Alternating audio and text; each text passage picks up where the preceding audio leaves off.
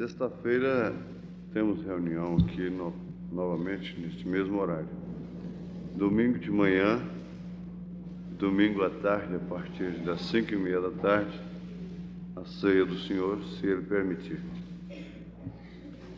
Nós vamos remir o tempo, não sabemos se a chuva vai aumentar ou vai parar. Nós vamos ler em São Marcos capítulo 7, verso 21 e 22, 23. Evangelho segundo São Marcos, capítulo 7,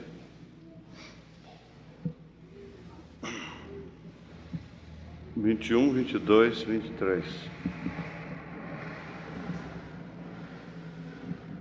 Porque do interior do coração dos homens saem os maus pensamentos, os adultérios, as prostituições, os homicídios, os furtos, a avareza, as maldades, o engano, a dissolução, a inveja, a blasfêmia, a soberba, a loucura.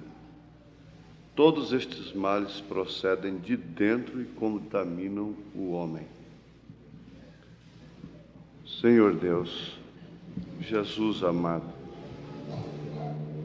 a Tua palavra é o Senhor falando pessoalmente conosco.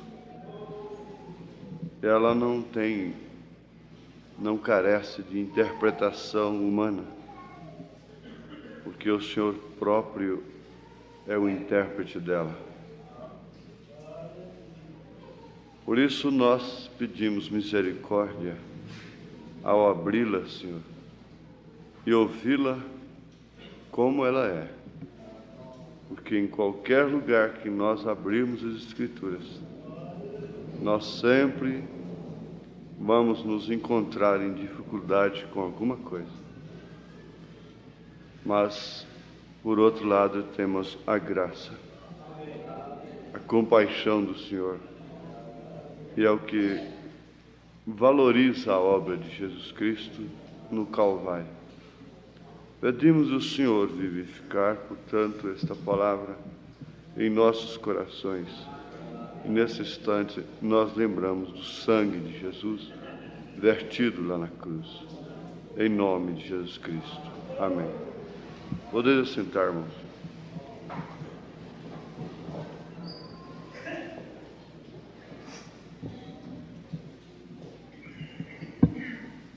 A Bíblia é, sem dúvida, a palavra de Deus, e é Deus, não? Porque no princípio era o Verbo estava com Deus, e o Verbo era Deus. E nada do que foi feito sem esse Verbo, que é a palavra, expressando o pensamento de Deus, os atributos de Deus. Agora, ontem eu fui chamado no hospital e uma irmã que vem sofrendo há muito tempo, ela queria apenas me dizer que tudo está certo com ela, entre ela e seu marido vai tudo bem, e que possivelmente ela não voltaria mais desta operação. É câncer no fígado, no intestino. Olhando por um prisma, faz pena. Por outro, dá até inveja. A pessoa está na segurança que ela está, há poucas horas de entrar naquele lugar que ela creu que ela vai para lá. Mas é importante a maneira com que ela está falando, a água correndo assim no seu rosto, mas uma segurança muito profunda fluía do seu íntimo.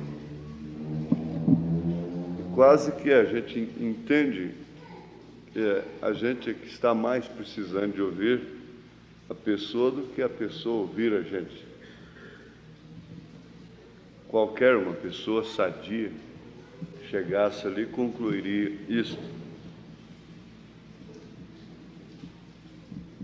Mas como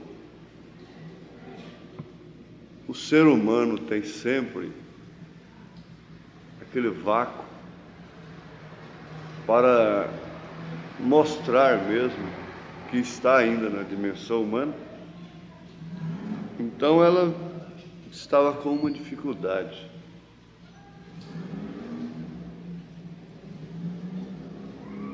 É o seguinte, que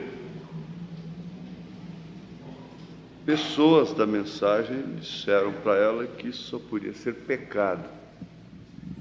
Por que vem sofrendo há tanto tempo e cortando o intestino e no fígado não pode tocar, só com problemas. E ela disse, se fosse somente assembleianos que me falasse isso, não me abalaria tanto, mas gente da mensagem me falar isso, então me deixou assim um tanto abalado, triste. De fato, ela tem razão. Não sei o resultado, amanhã tem que ver o que aconteceu nessa operação com ela. Se partisse somente de uma fonte falsa, errada, então a pessoa não incomodaria com aquilo, mas partindo de gente que crê na verdade, na mensagem, então incomoda. Agora, uma pessoa dá mensagem para falar para outra que o problema dela é pecado, ela tem por obrigação de ter um assinde do Senhor e dizer qual é o pecado, onde está o pecado, quando foi e como foi.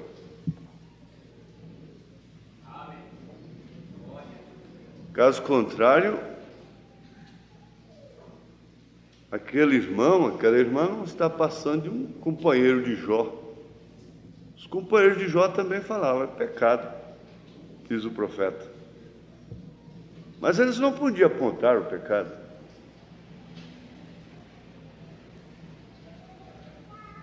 Então eu a consolei, o Espírito Santo a consolou desta forma. Nesta hora a gente vê que, de fato, então não era só para a gente a visita, serviria só para a gente, serviria para ela também. Então eu expliquei isso para ela.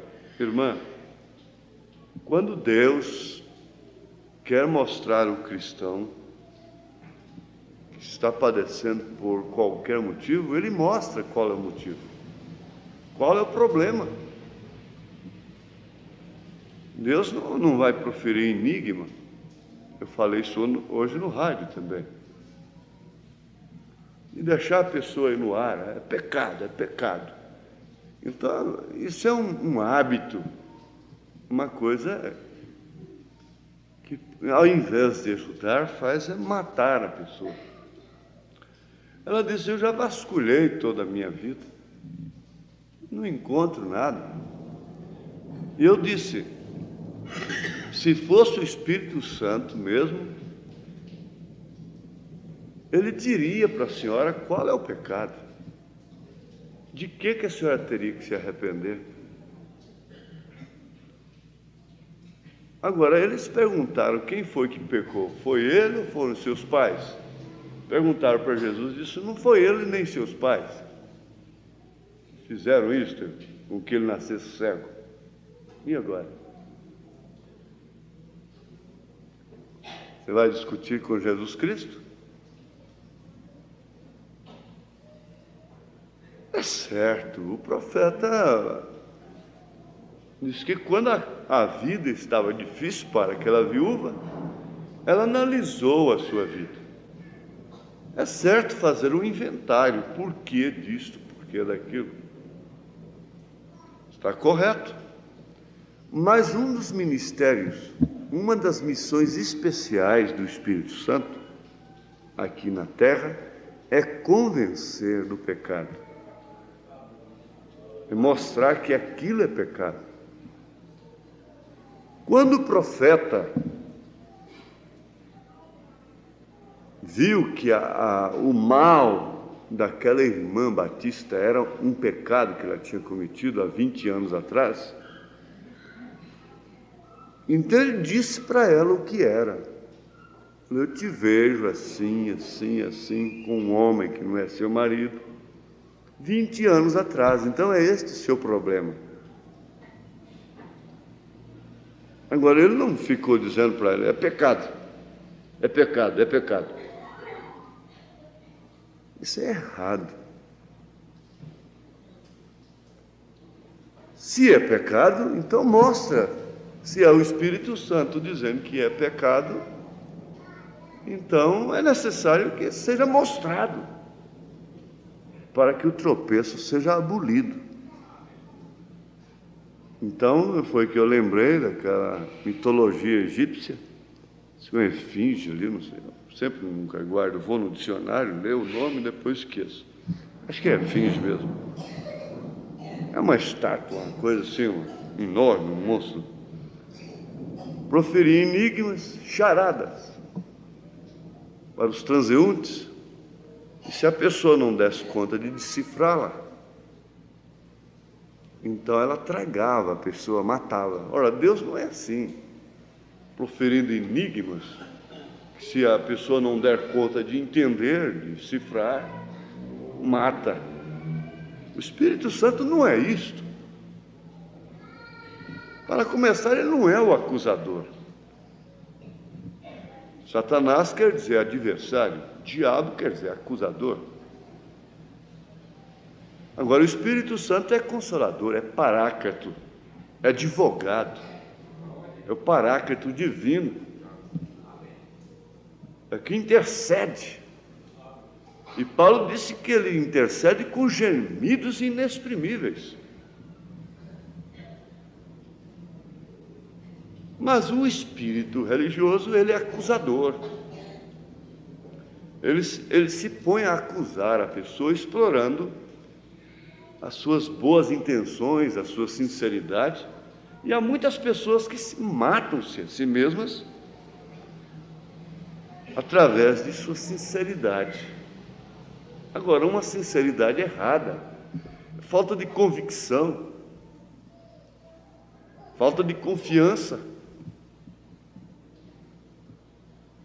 Então, com isto a gente começa a palestra, que não deve ser longa. Quando os fariseus murmuraram contra os discípulos de Jesus, porque comiam sem lavar as mãos, um sistema oriental que eles pegavam a comida com a mão, e aquilo vinha da tradição. Se iam numa feira, no mercado, está escrito aqui, quando eles voltavam, eles tomavam banho. Lavavam as mãos não sei quantas vezes por dia, e lavavam até as camas para dormir. Tradição. Quando viram os discípulos de Jesus quebrando essas tradições, eles murmuraram, porque eles só iam na reunião de Jesus para pegar alguma coisa errada. É igual, assim, aqueles repórteres, jornalistas, vêm em determinadas reuniões só para criticar, para pegar alguma coisa errada. São os fariseus, né? Eles vão ver para ver o que está errado ali. E criticar, como essa igreja já foi vítima, e outras, e meu nome já saiu no jornal e tudo.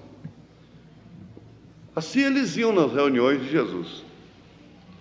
Mas Jesus, que não foi um filósofo. Filósofo é como um poeta, é como um compositor que fala e escreve coisas que não vive, não tem experiência daquilo. É filosofia, frases. Eu estava triste por não ter sapatos. Quando olhei para trás, vi um homem que não tinha pés. E essas outras coisas. O outro vem e diz: vós não sois, vós sois homens, não sois máquinas, uma coisa assim. Não. E filosofia. Mas Jesus não foi isto. Jesus não foi um filósofo. Jesus não foi aquele que proferiu palavras bonitas apenas e frases. Ele falava coisas concretas, reais, verdadeiras, e da experiência do homem, da experiência própria, porquanto se fizera homem justamente para este fim. Foi tentado em tudo, padeceu fome, necessidade, sede, cansou-se do caminho. Era Deus encarnado, uma teofania de Deus, a manifestação de Deus em carne. É o Verbo que se fez carne. O Verbo é expressar atributos de Deus, esse Verbo. O verbo dos homens varia gramaticalmente, mas o verbo de Deus é invariável. Ele é o mesmo ontem, hoje, eternamente. Não é certo? Então ele vem e responde de acordo com a necessidade e de acordo com o estado das pessoas. Ele diz: o que sai do homem, isso contamina o homem, não o que entra no homem. Porque do interior do coração dos homens saem os maus pensamentos, os adultérios, as prostituições, os homicídios, os furtos, a avareza, as maldades, o engano, a dissolução, a inveja, a blasfêmia, a soberba, a loucura, que é a insensatez, não é? Todos estes males procedem de dentro e contaminam o homem. O homem, portanto, é um ser contaminado. Isola-se o leproso. Lá no Pênfago e hospital de isolamento, etc. Mas o homem, de um modo geral, é um ser contaminado. E se ele é contaminado, ele é contaminador, ele é transmissor de contaminação. O homem em si é um transmissor, é um criador de atmosfera. Agora, isto é que é o homem, porque o sentido mesmo da palavra, literalmente, quer dizer olhar para cima. Se ele precisa olhar para cima, é porque ele está embaixo. Ele está embaixo em condição moral, espiritual, em todos os sentidos. Porque a própria antropologia aprova isso, que o homem quer dizer olhar para cima, é um sentido literal. Quando Davi chamou Salomão para ter uma conversa prudente com ele, transmitir cargos de responsabilidade, advertências de responsabilidade, seja homem. Agora, o homem é de fato aquele que tem que olhar para cima. E se eu tenho que olhar para cima é porque eu estou embaixo. Estou embaixo em todas as condições. É certo? Estou embaixo em todas as condições. Esta é a condição do homem. E Paulo diz que todos pecaram e destituídos estão da glória de Deus. Daí então vem o valor do Calvário, porque Deus amou ao mundo de tal maneira que deu seu Filho unigênito, para que todo aquele que nele crer não pereça, mas tenha a vida eterna. Possa subir. Mas, irmãos, nós temos que estudar também, ligeiramente, neste caso, sendo uma palestra improvisada, as dimensões. Nós estamos numa dimensão que ela está presa à luz, à matéria e ao tempo, sujeita à matéria, à luz e o tempo. Por isso nós nos envelhecemos, carecemos da luz, logicamente. Se envelhecemos é porque estamos sujeitos ao tempo. A quarta dimensão você já viu, conhece a igreja, sabe qual que é, ela está aqui, porém é abstrata, invisível, e pode se tornar visível através de um aparelho televisor, rádio. Nesse instante há vozes aqui, há imagens, há muitas imagens cruzando-se aqui. Se me apanha um televisor, e então nós vamos ver imagens. Se apanha um rádio, nós vamos captar vozes. Essa é a quarta dimensão. A quinta dimensão se trata justamente de um pesadelo. Isto se reserva estritamente às pessoas que morrem nesse estado, contaminadas. Parece que vai haver uma contradição, mas logo na frente nós vamos sair dela.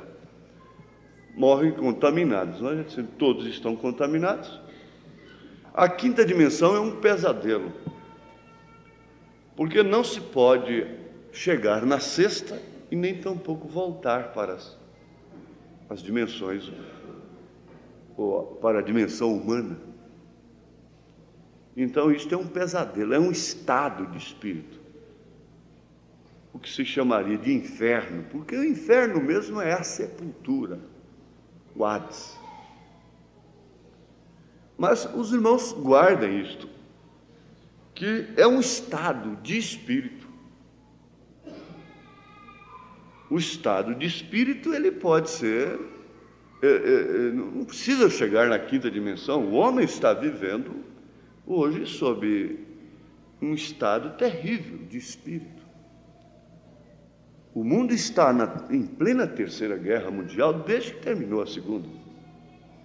Assim que terminou a primeira, começou a segunda. Assim que terminou a segunda, começou a terceira. Agora, isso é guerra fria, isso é guerra psicológica. Ameaças, é guerra de espírito. Ela é preparação, até vir a sua conclusão, a explodir, vamos dizer, porque a Terra sofre 3 dores de partos, que são as 3 guerras mundiais. Ela sofre 3 batismos: o dilúvio, o sangue derramado no Calvário e na chamada Santa Inquisição, que Roma derramou, principalmente, e o batismo do sangue, e o do fogo que virá, que é o fogo atômico. Agora você vê como isso vai concordando uma coisa com a outra. Esse estado de espírito é vivido aqui. E no estado que o homem morre, ele aguarda o julgamento, porque não há lei nenhuma que possa condenar o homem sem primeiro julgá-lo. Mesmo entre as tribos, entre os pagãos, ele julga primeiro. Então Deus não condena o homem por si parte daqui, né, nesse estado. Não é que Deus o condena. Agora tem o dia do julgamento do trono branco, depois do milênio. Aí então é que vão ser julgados pelas obras, pelas boas obras. É como uma balança: fez o bem, põe aqui; o mal, põe aqui. Este é o julgamento do trono branco. Ao passo que aqueles que foram escolhidos como a esposa do Cordeiro, linguagem bíblica, que é a igreja noiva, sofre a sua purgação aqui na carne, e tem as suas vestes. Quem lê a Bíblia sabe que eu estou usando linguagem estritamente bíblica. Tem suas vestes lavadas no sangue do Cordeiro. E a nossa pureza nesse caso, uma vez que todos estão contaminados, a nossa pureza é justamente por uma fé que recebemos da parte do Espírito Santo no sangue de Jesus Cristo. Então, este vermelho está entre o Pai, entre Deus e nós. E eu não sei porquê, Ele sabe o porquê, porque Ele criou esta lei.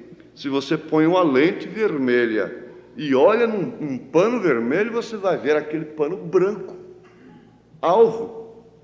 O vermelho olhado através do vermelho é branco. Então é a maneira que Deus nos vê, brancos, puros. É quando você então conclui que a sua pureza, a sua perfeição é relativa. Não é em relação ao mundo, não é em relação à ordem social, é em relação a Deus. Porque Ele te olha, ora, é fácil, é muito fácil você entender isso.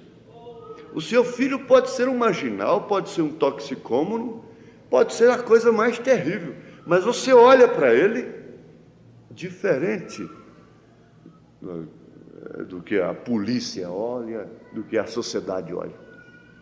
A sua filha pode ser perdida como for, mas você olha para ela com amor. Você olha para ele com amor, porque tem sangue na coisa. Então é uma questão simplesmente de fé. Por isso São Paulo disse: não vem das obras para que ninguém se glorie. É de graça. Lutero, quando ia sangrando seus joelhos naquela escadaria da penitência lá no Vaticano, ele tinha lido a Bíblia escondida. Então o Espírito Santo veio ao coração dele e disse: é de graça. Não é por penitência, não é por indulgência. É de graça, a salvação é de graça. Não se compra a salvação indo em Trindade a pé, sangrando os joelhos, como eu vi lá muitas vezes, pessoas fazendo isso com pedra na cabeça. Não se compra a salvação. A salvação é de graça. Graça é favor imerecido. Aquilo que você não merece, para que ninguém se glorie, é dom de Deus. Essa é a boa dádiva, é o dom perfeito, que só pode vir do Pai das luzes. Agora, nós perguntamos outro dia, quando Jesus disse: os sãos não precisam de médico, mas sim os doentes. Quem não era doente ali? Quem não é doente aqui? Agora eu pergunto: quem não é contaminado aqui? Com maus pensamentos, com coisas que você reprova, entristece, não gostaria que estivesse acontecendo com você. Então nós não somos os pássaros raros da terra, nós não somos os santarrões, nós não somos melhores do que ninguém que está lá fora. Não.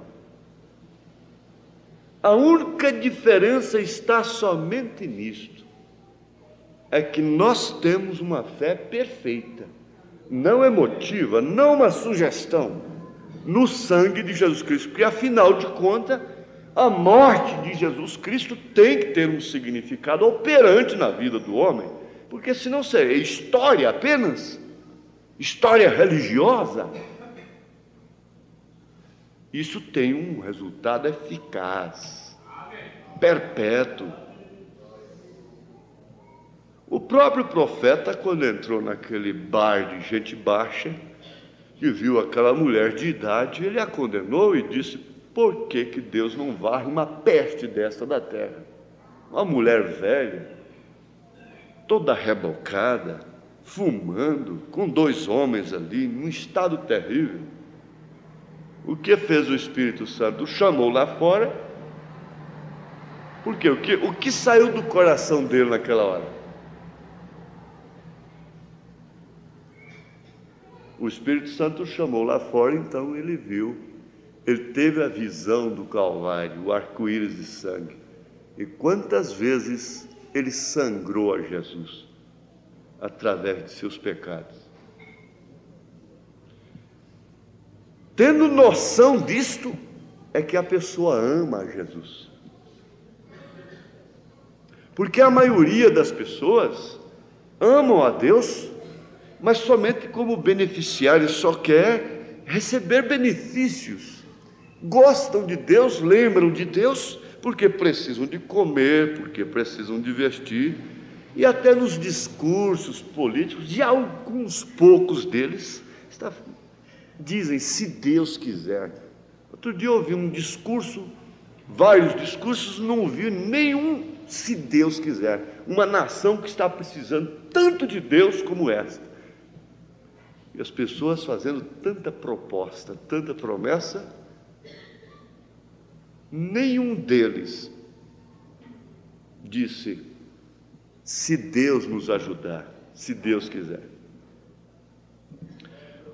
Bom, esse é o estado natural do homem, e o homem pode dizer, não se mistura a Deus com isso. Está bem.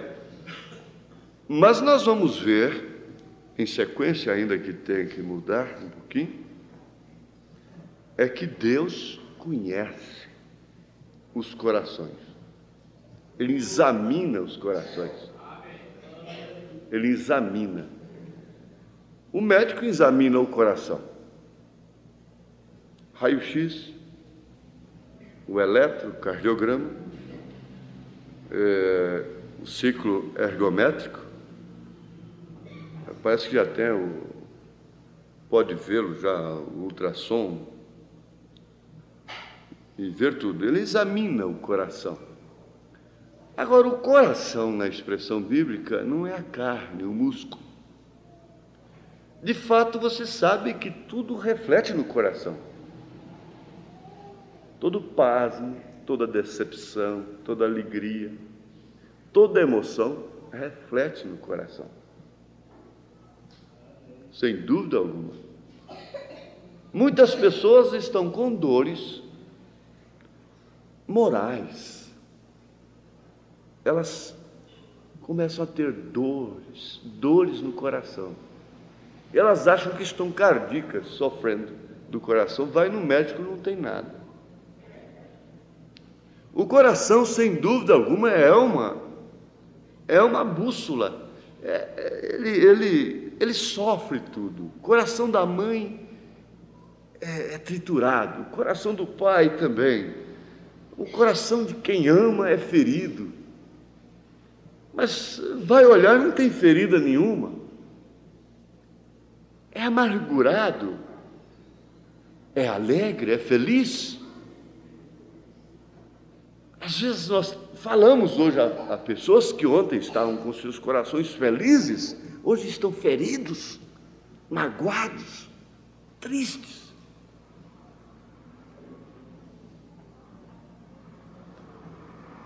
Mas Paulo fala daquele, veja,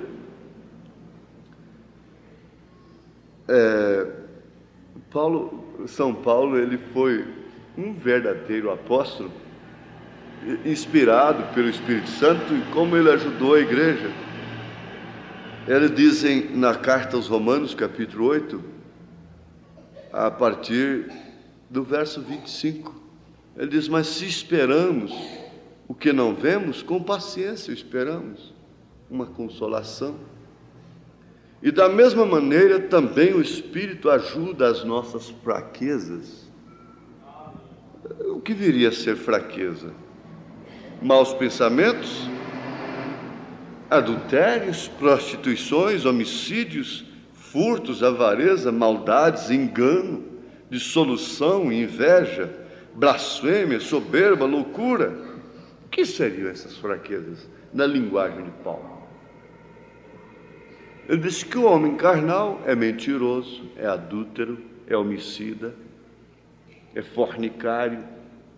Depois ele diz: eu sou carnal. Aí nós vamos lembrar da dimensão humana, para que ninguém se glorie.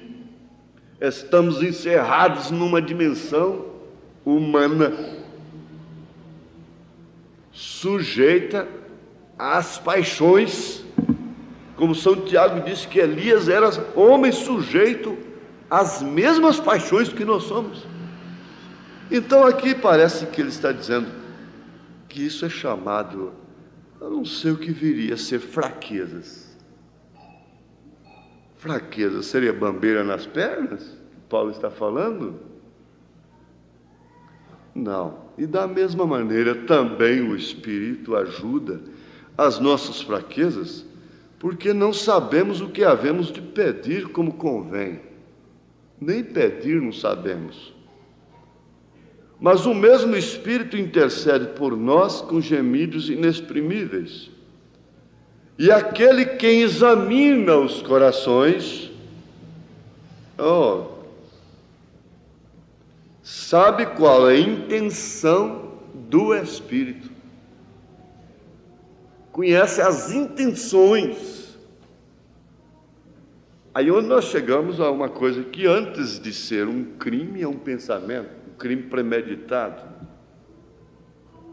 Eu via um cantor, agora ganhou fama nacional, o crime dele, sensacionalismo, esta coisa toda que a imprensa faz, e ele matou a esposa. Eu ouvi a entrevista dele, ele chorando. O repórter perguntou para ele se ele estava arrependido. Ele disse: olha, como a gente matar a pessoa que a gente tinha acima de tudo, eu não gostaria de falar nisto. E eu trazer um parente para dentro de casa, ajudar, e foi um seu primo, em outras palavras, ele contou tudo, que ele pôs um homem dentro de casa, e esse homem levou a desgraça para a sua casa, para a sua vida. Então ele começou a chorar diante do povo, do repórter, pôs as duas mãos no rosto e soluçou, derramou lágrimas. O crime foi premeditado, não sei como foi isso, mas eu sei que antes de ser um crime tem que ser um pensamento. Antes de ser uma palavra é um pensamento, antes de ser um roubo é um pensamento, antes de ser um adultério tem que haver um pensamento. Tem que haver um estabelecimento, um consentimento íntimo. Isso é que é coração, é a capital do corpo, dos sentidos. Ele tem que consentir, o despacho tem que vir de lá. O sim ou não tem que sair dali de dentro. Ele chama Brasília, capital das decisões. Coração, capital das decisões. Mas ele examina os corações e as intenções do Espírito.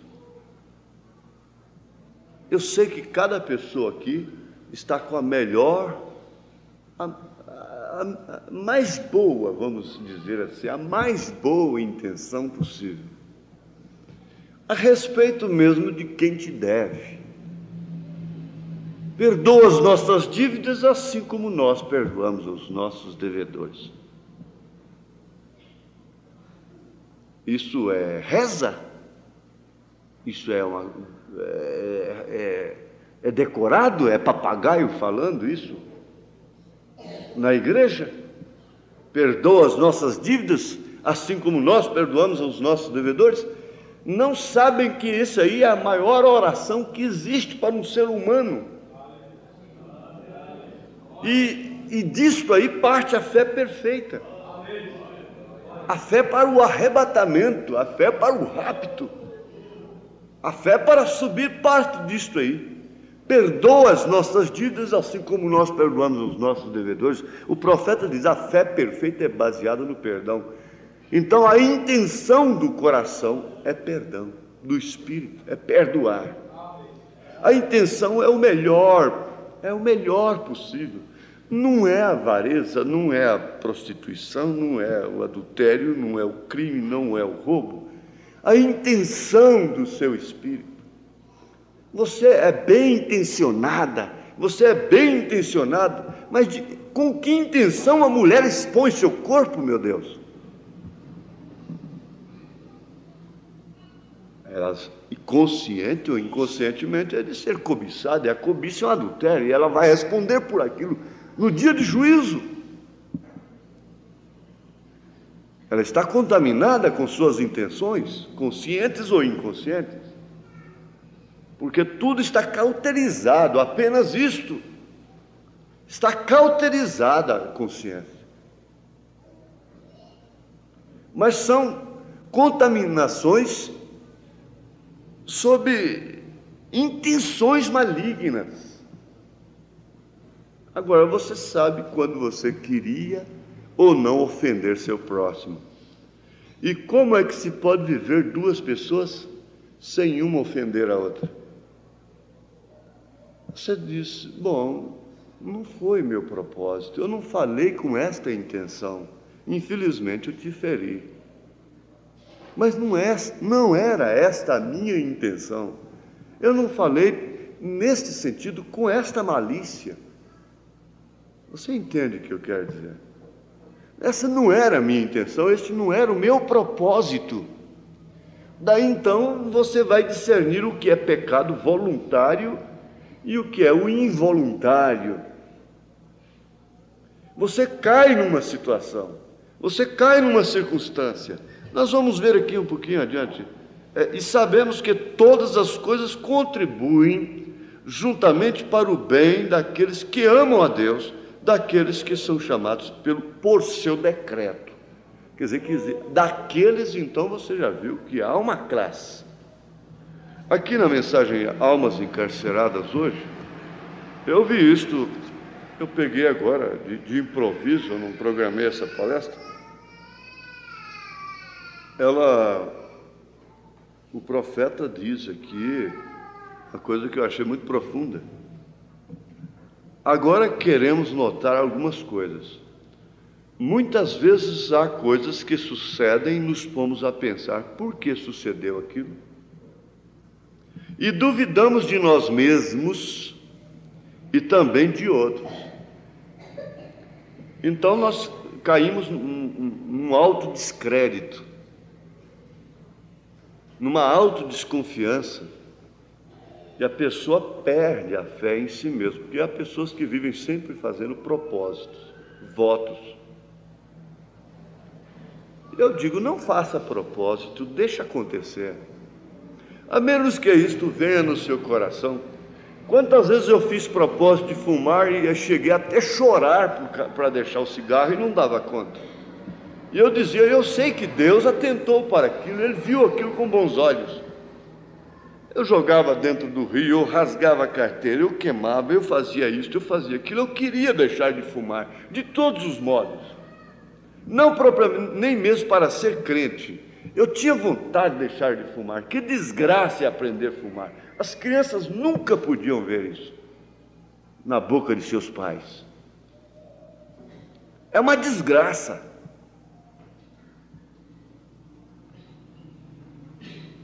Não contrariando o que Jesus disse, que o que entra pela boca, o que entra pela boca no sentido de alimento. Nós vimos lá, se o fumo é um causador de câncer, depois você está destruindo o templo, o corpo, não é?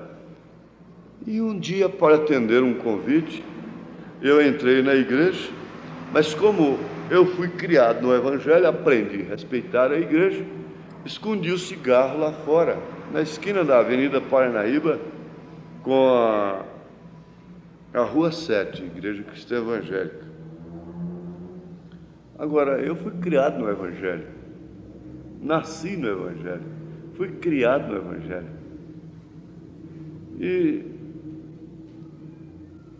escondia o cigarro na grama do jardim com a intenção de apanhar depois a carteira de cigarro. Depois do culto, quando eu saísse, eu o apanharia. Nunca mais toquei naquilo. Não peguei e tomei aversão até pelo cheiro daquilo.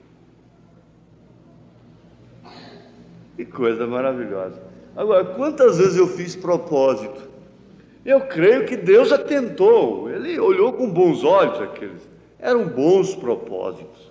Mas quando Ele entrou em cena, não precisou de propósito. Eu não fiz propósito naquele culto de deixar de fumar. Isso foi muito importante para mim. E eu já havia caído em descrédito, um alto descrédito. Não adianta eu rasgar a carteira de cigarro, mas eu não tenho palavra, eu não presto mesmo, não dou conta de não ter opinião, então não vou fazer isso mais. E há pessoas que ficam assim fazendo isso. De hoje em diante eu não faço isso mais. Daqui a pouco, daí 3 dias, está naquele velho moinho e acaba dizendo, duvidando. Ele disse, e duvidamos de nós mesmos e também de outros, porque você vê outros fazem propósito e luta para ter uma vida, e vem na comunhão, e vem na igreja, e depois você vê lá fora um quadro diferente, você condena aquela pessoa, ela cai em descrédito, o que não deve acontecer. Todos estão lutando. Aí se cumpre o que Jesus disse, que o reino dos céus é tomado à força, à espada. Todos estamos lutando. Agora, não sabemos por que sucedeu aquilo. E duvidamos de nós mesmos e também de outros. Porém, com o tempo, por fim nos damos conta que se somos cristãos, tudo contribui para o bem. Tudo contribui para o bem. Irmãos, é difícil até dizer, mas o maior, não orgulho, escrúpulo da perdida, não arrogância, mas pedir misericórdia a Deus para nunca cair no estado de uma meretriz. Mas foi a única que foi salva em Jericó, foi a Raabe. Porque seria a única que podia receber espias na sua casa, homens em sua casa. A dama não podia receber. Por princípio, ela não podia receber. Agora, quantas damas estão no inferno e Maria Madalena está na glória? Isso não quer dizer que você tem que se tornar uma perdida para ser salva. De todos os modos, você está perdido, tanto sendo dama como sendo meretriz. Tanto sendo um Nicodemos como sendo um ladrão crucificado do lado direito. Todos os dois tinham que nascer de novo. É certo? Agora, então eu vou me tornar uma perdida. Você já é perdido. Você pode nunca ter cometido um adultério na sua vida. Você é perdido. O homem é perdido em si. Não tem ninguém melhor do que o outro. Para se cumprir o que é o significado da palavra salvação, vem de uma palavra do grego, zoe, que quer dizer levantar, curar, sarar, expressar atributos de Deus. Ele permitiu a queda para isso. Ele permitiu a contaminação. Por isso a carne e o sangue não herdam o reino de Deus. Não entra. Há um outro corpo na 6ª dimensão aguardando. Paulo disse em 2 Coríntios 5 que quando este tabernáculo, se tratando do corpo, é desfeito, então há um edifício. Ele usou a expressão edifício para ver o quanto é maior, o quanto é mais perfeito, aguardando, para que não sejamos achados nus, descobertos, sem corpos. Ora, irmãos, a ciência está mandando homens para... Eles vão a Marte. Eles vão fazer um ponto de apoio na Lua e vão a Marte. Eles irão até lá.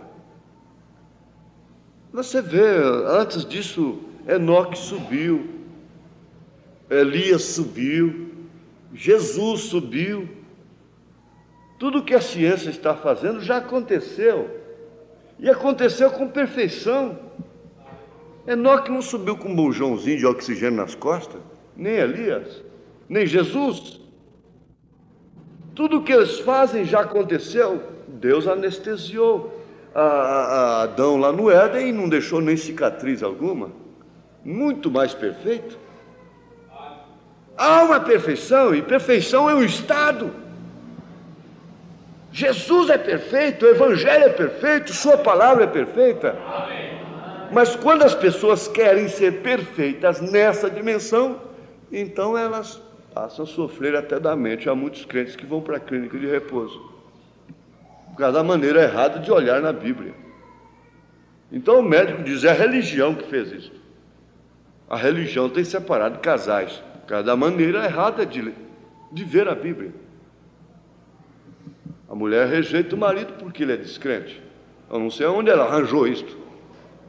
A Bíblia diz que a mulher santa santifica o marido para si, é claro. Quer dizer, ele não a contamina diante de Deus. É marido dela e vice-versa. Mas o certo é que tudo contribui para o bem. Você sabe, o moço pode ser perdido como for, mas ninguém pode impedir que ele ame uma moça de caráter, uma moça boa. Ela não quer nada com ele às vezes, justamente porque ele não presta, vamos dizer. Ela nem dá confiança para ele, mas ninguém pode impedir de ele ser apaixonado por ela. Ele pode ser um vagabundo na expressão da palavra.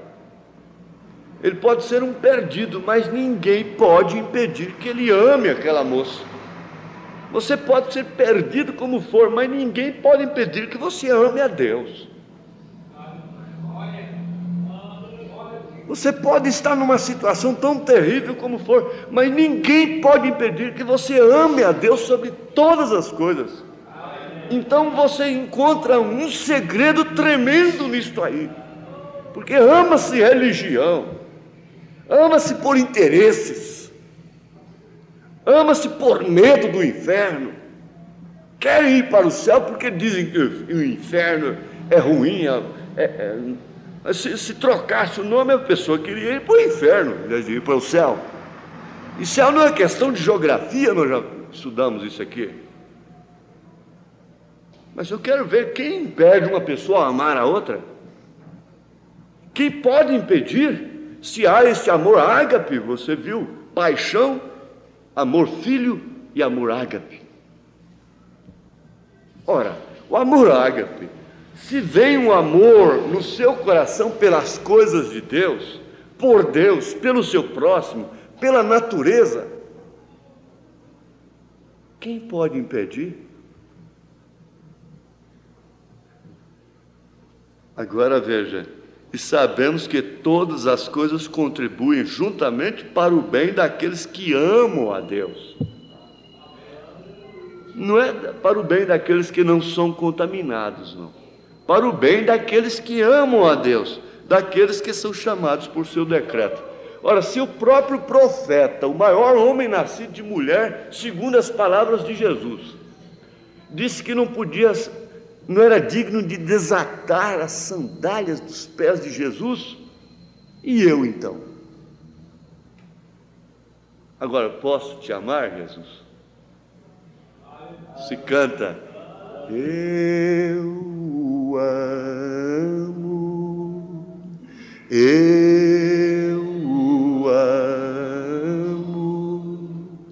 porque Ele primeiro me amou e comprou minha salvação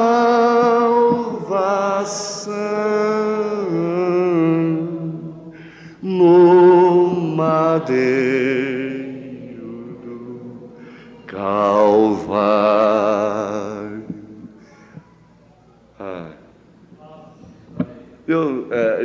O profeta disse: quando eu comecei a ler a Bíblia, eis aqui uma das coisas que me turbava muito, porque permitiu Deus que Abraão, aquele homem tão grande, apresentasse a Sara como sua irmã, em vez de sua esposa. Deus permitiu que Abraão mentisse, e as outras coisas que fez, e até permitiu que Abraão saísse da terra prometida. Você sabe o que significa isso no Velho Testamento? Sair da terra prometida é sair da palavra. Sair da palavra de Deus. Não vá sair, porque voluntariamente, que aí você já está cometendo uma loucura. E até permitisse que Abraão saísse da terra prometida, de onde lhe disse que não saísse. Todo judeu que sai da terra prometida está em apostasia, é um apóstata. Misericórdia. Porque Deus lhe deu essa terra e a promessa foi que ficassem, porém eles se foram. Então Abraão se foi a Gerar, mas naturalmente, se não fosse por isso, é que ali é onde Abimeleque, o rei dessa terra, se enamorou de Sara e até ia se casar com ela. E ele era um homem bom e justo, Abimeleque. Agora, isto pode que soe um pouco ridículo, mas é para dizê-lo bem claro.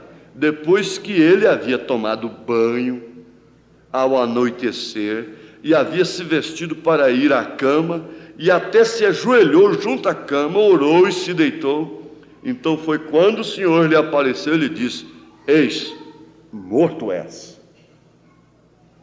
E o homem não havia feito nada. Ele havia sido perfeitamente enganado, tanto por Abraão, como também por Sara, que ficou calada. Correto? Deus lhe disse: olha, tu tens a esposa de outro homem, eu não escutarei tua oração, não importa o quanto ores, tu estás morto. E aquele homem é meu profeta.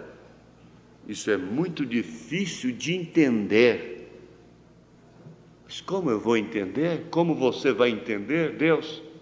Deus não é objeto de estudo para ser entendido. Deus é objeto de adoração para ser crido, não entendido. A teologia é do diabo. Os seminários vieram do inferno para manufaturar controvérsias religiosas, faccionar o reino, e o reino dividido, fracassado. Por isso está um evangelho fracassado, e toda desgraça nacional, a culpa dela é a igreja, a falsa igreja.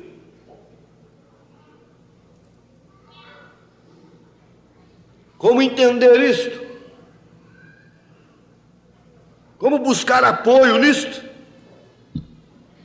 Porém, se não fosse por isso, então não entenderíamos a graça de Deus. Por que se uniu Abraão com Agar, tendo uma esposa tão formosa como Sara? E ele, na verdade, não queria fazer aquilo, porém Sara recomendou aquilo a ele, e logo o Senhor lhe disse: escute o que te diz Sara. Por quê?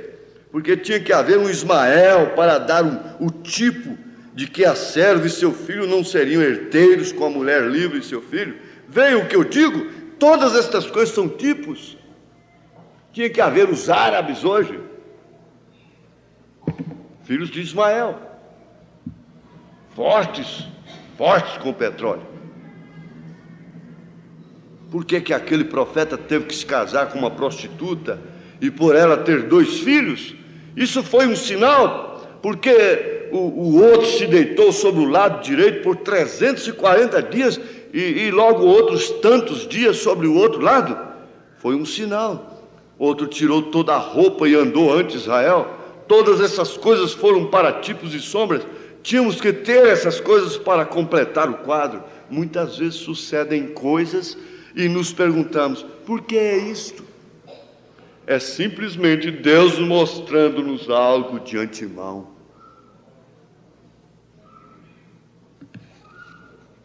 Eu não posso prosseguir.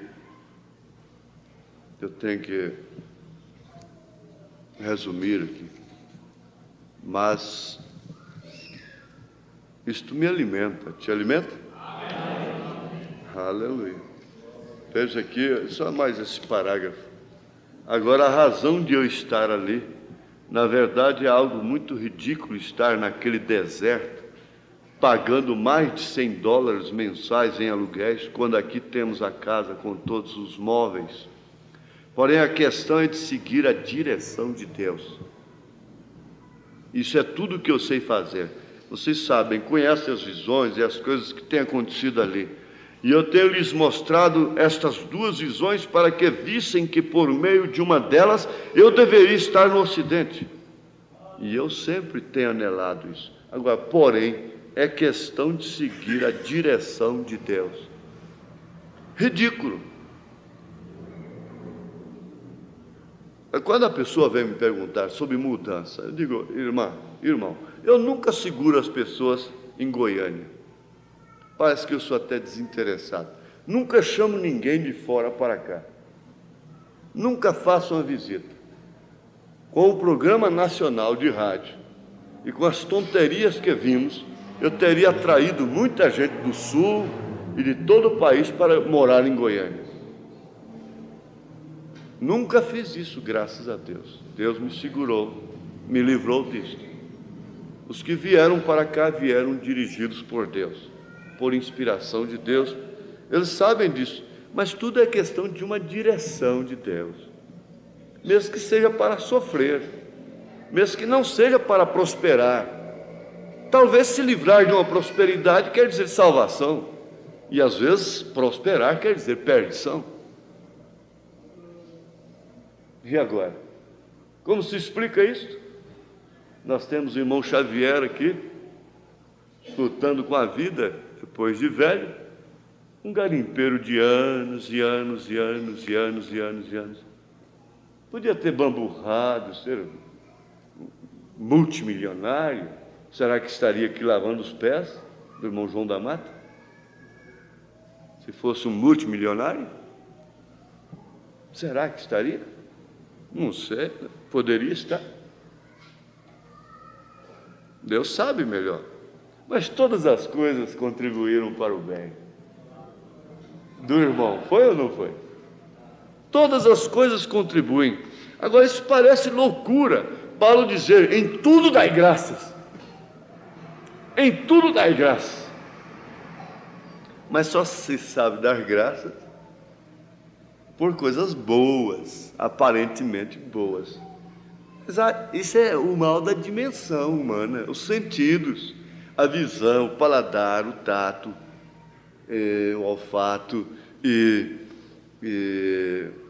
os sentidos do espírito, o afeto, a memória, o raciocínio, a razão.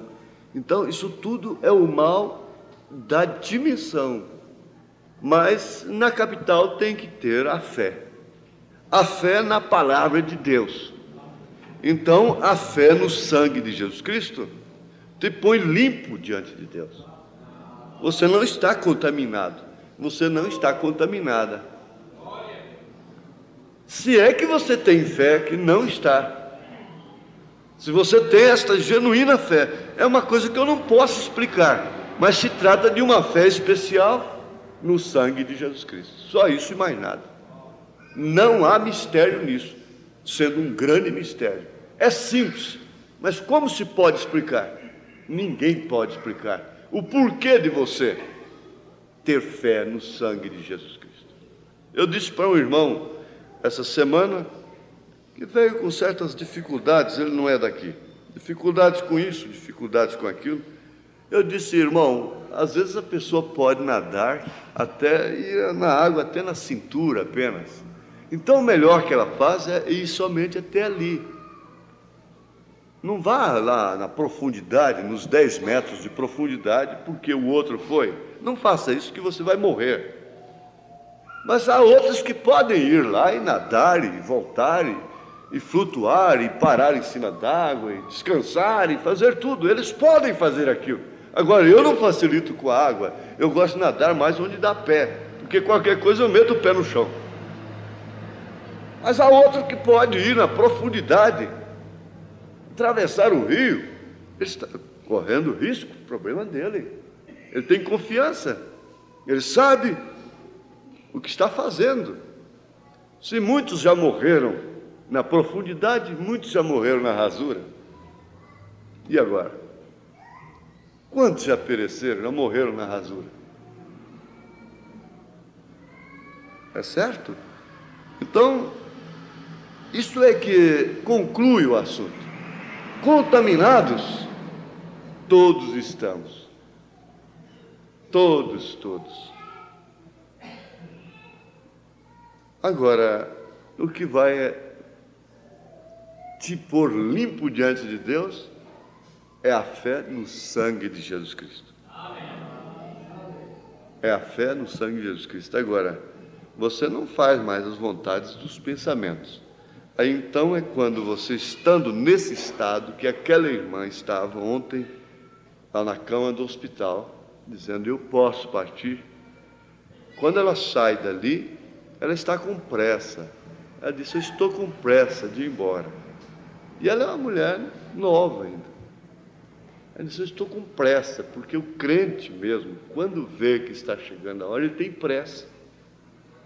Dá uma pressa, porque se você já fez a viagem a uma cidade que você gostaria muito de conhecer, você vai feliz. Se você vai para o exterior, a gente quer chegar, ver o que é. Então, é exterior, a gente vai para o exterior, não é? E você vê que não vai ficar mais aqui mesmo, então você dá pressa. E ela queria dizer para mim, assim, que tudo estava bem com ela, tudo estava bem. Agora, ela foi tão humana quanto você. Maria foi tão humana quanto você. O profeta de Deus foi tão humano quanto nós somos. É isso que você não faz mais as vontades dos pensamentos. Você alterna as suas ideias. Você executa o que acha que lhe convém, porque não é tudo que é lícito que nos convém, quanto mais o que é ilícito. Agora, há coisas que a gente não entende. O que vai fazer? O que você pode fazer? Você não pode fazer nada. Simplesmente você segue na fé, que você é um filho de Deus, que segue lutando. Um dia você vai chegar lá também, como ela, aquela irmã, me falou ontem, está com pressa de chegar lá. Isto é a 6ª dimensão, onde ela vai aguardar aquela chamada para depois ir para a 7ª dimensão. É num corpo celestial, e logo este corpo será glorificado. Mas tudo não é pelo mérito próprio, é pelo sangue de Jesus Cristo. Vamos ficar em pé. Senhor Deus, Pai amado, lendo a Tua palavra e vendo estas coisas, nós concluímos cada dia mais que o que é errado, o que é certo é certo. O que é pecado, o que não é pecado. O que é verdade, o que é mentira. Mas a grande verdade do momento é que todos pecamos. E se dissermos que não pecamos, te fazemos mentiroso, disse São João.